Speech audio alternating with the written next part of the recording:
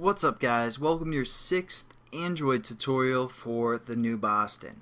Again with me Travis, and what we're going to do in this tutorial is install some new software that we can use for I'm just kidding. We're getting into the XML and XML programming so we can set up some custom views and some custom layouts. So I want you guys to open up your layout folder and click on this main XML and you guys will get something like this. Now you can switch between the graphical layout, which is this, and the coding, which is this, by these two tabs down here, graphical layout and main.xml. Basically all I'm going to do in this tutorial is describe what's going on and teach you guys a little bit about XML. It's pretty simple language for the most part, but you know, it might be confusing right at the beginning. You guys will pick this up quickly, I'm almost positive. Now the first line of code you see isn't that important, because anytime we set up a new layout, it's going to give us this code as well. I mean, it is important, but you guys won't have to remember typing this out every time because it's going to define it for us. And basically you need to have that as your first line of code for the most part. And then what we do is we set up a linear layout which starts here and gives some attributes to the linear layout, and it ends here. Basically what a linear layout is going to do is it's going to hold some other items such as a text, and it's going to kind of define basically the layout of those items to a sense. So it's going to kind of categorize them and do all that stuff. Let's see here. Oh, got a new whatever.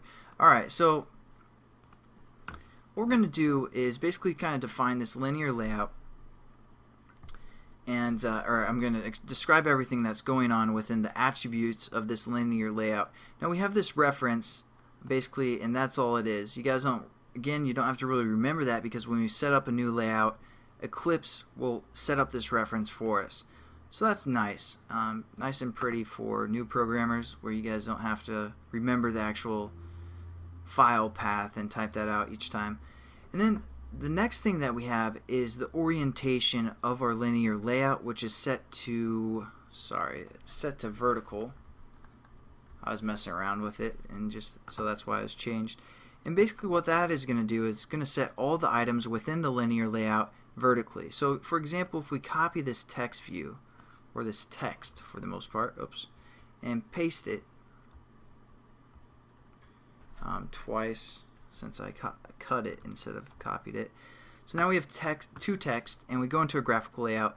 They're placed vertically from top to bottom. That's just how our layout is going to work. Again, we can also set this horizontally, as well as you guys just saw. So I'm going to do that real quickly by typing horizontal and hit save, go to graphical layout, and I messed this up.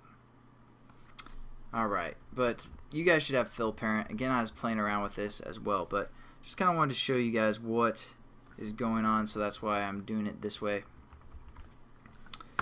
Save that, and then we go into a graphical layout, and you're like, where's that other text view? And basically what's happening is being pushed off the screen right here.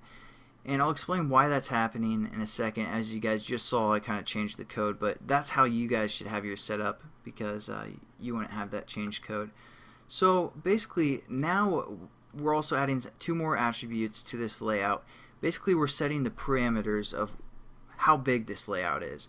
And what the parameters are, well, the width is going to fill the parent, so it's going to take everything that's available for the width, so the whole screen's width for the most part. And same with the height, it's going to take all the height that is available to it, and it's going to set that as its basically that's its attributes, or its parameters for the most part.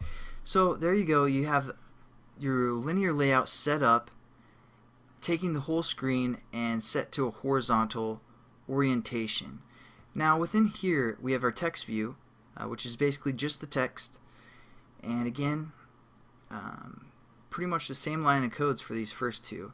Layout width, we have that fill parent, and as you saw I changed this to something like wrap content is the other option you can do.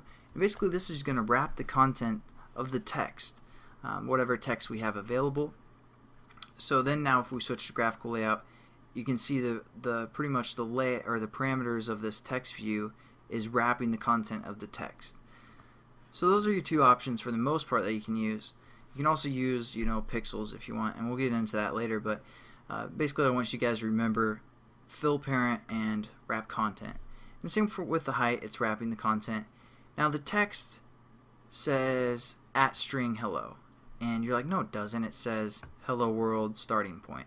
Now basically what's happening is this is using a reference. Anytime you see an within the XML, it's using a reference. So it's referencing the string hello, and that string is located within our values. So we have this values and we have this strings. So we're going to say strings, and there's a string called hello. So it's using this reference, and then this is the name of the reference, but it's displaying the value of the reference. So for example, we can set up a new string by clicking add string, and then we can set up a name called ref for reference and say this is a reference, and save it, and then go back into our XML, and we can also just do something like @string ref, and then we go over into our graphical layout. It says this is a reference, just that new string we set up. The alternative is you can also just type. So you can just type whatever you want without using the @ symbol, as long as it's within quotations, and there you go. You can just display your type. Now the good thing about the references or for strings is basically if you're working for a boss that keeps changing his mind on the title of whatever the application or whatever, if you guys have a title within your app, keeps changing the name, instead of looking through all this code for where you typed the title, you can just refer or set up a title, a reference, and then just go into your string under the values and look for that title and change the value there. So that's kind of the benefit, but hopefully you guys understand a little bit about the layout. Oh, one other thing. There's two ways to kind of close your statements. You can see them both here. Basically, we're setting up our linear layout here, and it's closing down here. Now, basically, anytime you see a /, that's when it's closing. So, example, you can use I just kind of set up two different text views and their closing statements. So we have our text view, and we set up some attributes, and then we use the less than sign, and then we use a greater than sign / text view, and then less than sign to close it. Or if you don't want to type this out every time, you can just do / less than sign for your text. So there you guys go. Quick overview for XML. I'll catch you guys in the next tutorial. Thanks for watching.